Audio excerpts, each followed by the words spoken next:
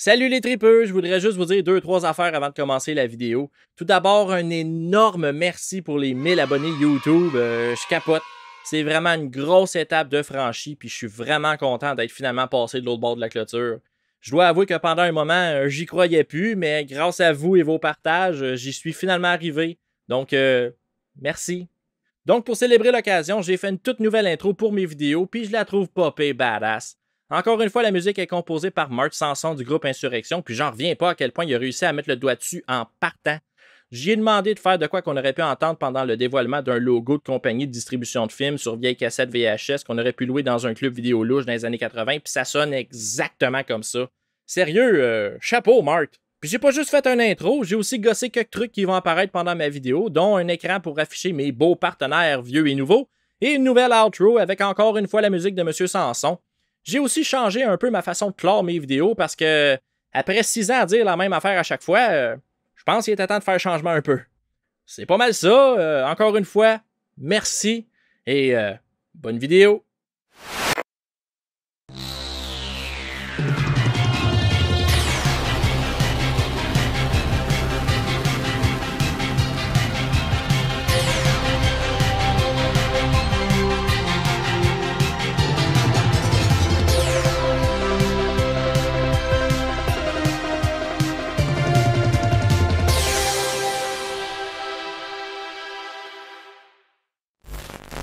Salut tripeux d'horreur! Aujourd'hui, je vais vous parler d'un film à propos d'un tueur en série qui a vraiment existé. Un film qui relate des faits réels et qui, depuis sa sortie en 1976, est devenu plus gros et même plus connu que les tristes événements sur lesquels il s'est basé.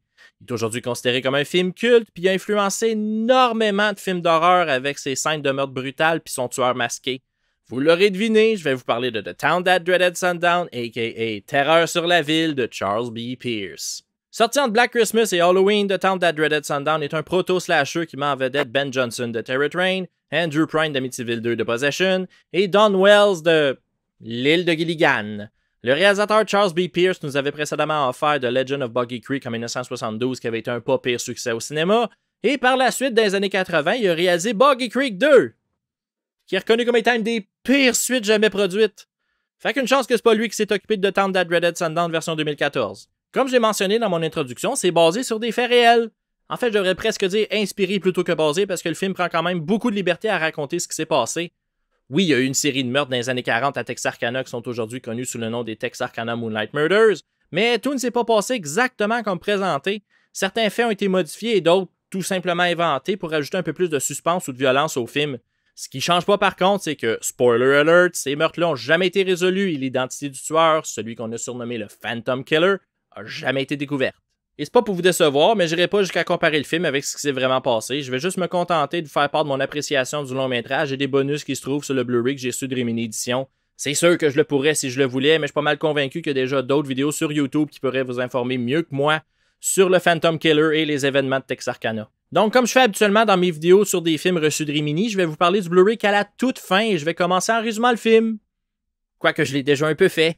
Dans The Town That Dreaded Sundown, on suit l'enquête menée par la police locale de Texarkana après que 2 jeunes amants aient été sauvagement battus et torturés sur une route isolée. 3 semaines plus tard, 2 autres personnes sont tuées dans des circonstances similaires et la panique commence à s'emparer de la petite ville.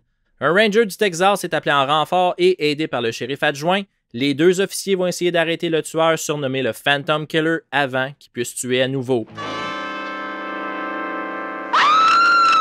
C'est spécial parce que le film a presque la forme d'un documentaire avec sa narration et file aussi un peu comme un giallo en même temps, mais à sauce américaine.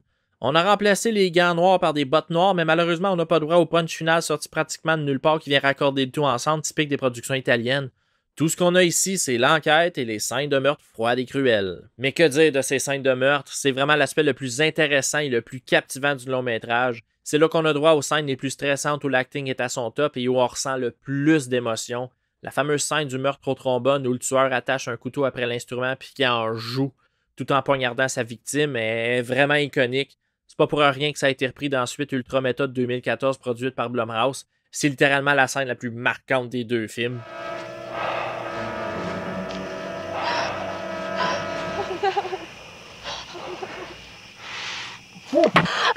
Ce qui est dommage par contre, c'est quand les meurtres, le tout file un peu décousu puis beaucoup de scènes mène à rien.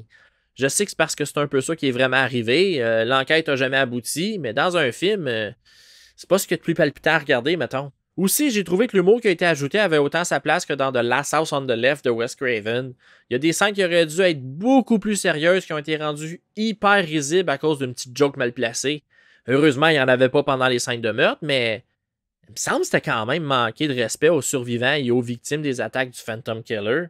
Je sais pas si c'était pour détendre l'atmosphère vu que le sujet était si dramatique, mais j'ai vraiment pas aimé cet aspect-là. Excuse me, Captain. Them damn keys. I'll be right back.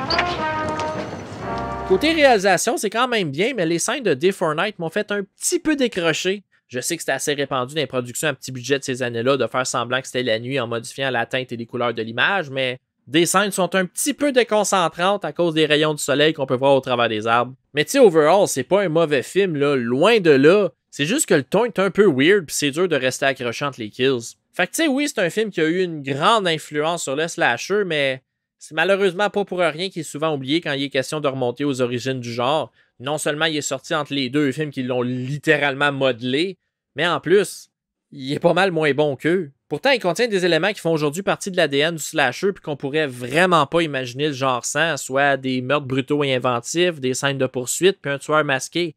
Donc oui, ça a été un grand influenceur, mais malheureusement pas assez pour que le grand public s'en rappelle puis le considère comme un incontournable. Mais au moins, il y en a qui l'ont pas oublié puis qui y ont rendu hommage dans un petit film des années 80 que vous avez peut-être entendu parler. Friday the 13th Part 2. Ben oui, tu sais, le sac que Jason porte sur sa tête pour cacher son visage difforme, ben, ça vient directement du Phantom Killer. Pour ce qui est du Blu-ray de Rimini Édition, je pourrais pas confirmer à 100%, disons que c'est plus une intuition, mais ça semble être le même transfert que l'édition de Scream Factory qui est sortie ici en 2013. Donc le film est super clair, l'image est nette, puis les couleurs ressortent très bien. Côté son aussi, c'est parfait, on entend tout très clairement dans la version originale et même chose dans la version doublée en français. Côté Special Features, ça c'est plus qu'une intuition parce que mis à part la bande-annonce, c'est écrit au début de chaque bonus que ça vient de l'édition de Scream Factory. Tu sais, c'est dur de se tromper quand c'est écrit en gros Scream Factory Presents. Mais c'est pas grave parce que ça reste quand même fort intéressant. Dans ces bonus-là, il y a une entrevue avec l'acteur Andrew Prine, une avec le directeur de la photographie Jim Robertson et une avec l'actrice Dawn Wells. Ils racontent tous leur expérience sur le plateau de tournage du film, puis on apprend beaucoup d'anecdotes et de random facts. Genre, on apprend d'Andrew Prine qu'il n'y avait pas de fin décrite au scénario et que c'est lui qui a eu l'idée de la scène de poursuite entre la police et le Phantom Killer. Fait que tu sais, au début, quand je disais qu'il y a des trucs qui ont été rajoutés et inventés, ben ça, c'est un gros exemple, puis on en a la preuve dans cette entrevue-là. Terreur sur la ville est disponible chez Rimini Édition en format digipack et comprend le Blu-ray, un DVD et un livret de 20 pages écrit par Marc Toulek. C'est une version quasi identique à celle de Scream Factory sortie ici en Amérique, donc pour mes amis québécois qui l'auraient déjà dans leur collection, ben la seule raison que je verrais de Double DP, c'est pour la version française. Et pour mes amis français, ben je pense que c'est la première fois que le film est disponible chez vous en HD, donc si ça vous intéresse, je vais mettre les liens dans la description de la vidéo pour que vous puissiez vous le procurer. Comme je l'ai dit tantôt, The Hunt at Dreaded Sundown n'est pas un mauvais film. Je pense que c'est juste mes attentes qui étaient trop hautes qui ont fait que j'ai malheureusement pas trippé autant que je l'aurais souhaité. Don't get me wrong, je regrette aucunement de l'avoir regardé, puis j'ai pas l'impression d'avoir perdu mon temps. C'est vraiment un film qui mérite d'être vu, surtout si vous êtes amateur de slasher et que vous êtes intéressé de voir une des grosses influences du genre. Est-ce que ça mérite de faire partie de votre collection? Ça dépend vraiment que de vous. Si vous êtes le genre de personne qui doit absolument posséder tous les slashers de la planète, ben ce film-là doit absolument se retrouver sur vos tablettes. Mais si vous êtes juste curieux de voir où le genre tire une partie de ses origines, un visionnement suffit, je crois. En terminant, n'oubliez pas de donner de l'amour à mes amis et partenaires qui sont affichés présentement à l'écran. C'est vraiment du bon monde, puis ils travaillent tous fort pour vous divertir, vous informer et vous offrir du contenu de qualité. Aussi, un gros merci à mes tripeux ultimes et merci aux autres membres Patreon qui aident à financer ce merveilleux projet. Sans vous, je serais pas rendu aussi bien équipé. Et comme d'habitude, si vous avez aimé ma vidéo, ben pensez à y laisser un petit thumbs up, ça aide beaucoup. Laissez-moi savoir en commentaire ce que vous avez pensé de The Town That Dreaded Sundown et n'oubliez pas de vous abonner afin de ne rien manquer sur Horreur FM. À la prochaine les tripeux!